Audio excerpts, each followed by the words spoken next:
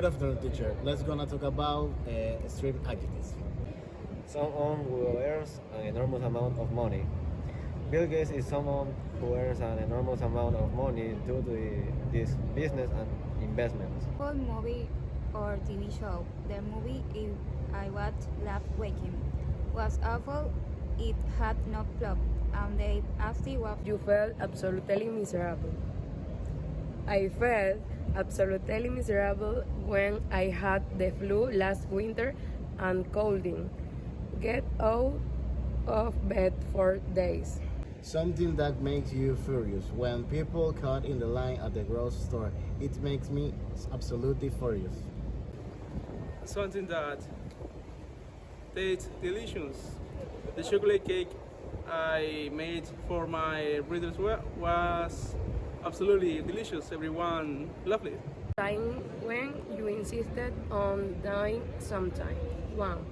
I once insisted on organizing a family trip, despite my parents saying it would be too complicated. In the end, everyone had a great time. I refused to take a taxi and insisted on walking to restaurant, even though it was rain, so I could would proof of my day. I insist on paying my room and ball color, and despite my family options. After finish, they admit I look at good. A time when you encourage someone who was having problems.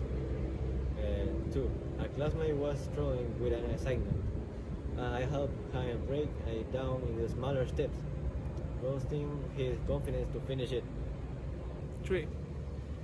My cousin was having to tough times adjusting to a new city. So I reminded her of the strength and the importance of giving herself time to settle in. Thank you. 2. A time when you argued about something unimportant. 1. My sibling and I once argued for hours about which pizza topping were the best. Looking back, it was a silly argument. One of my colleagues was failing overwhelmed at work, so I suggested he take time or die time with help him manage the stress. 2. A time when you are argued about something important. I had a heated discussion with a friend over which was the best superhero movie.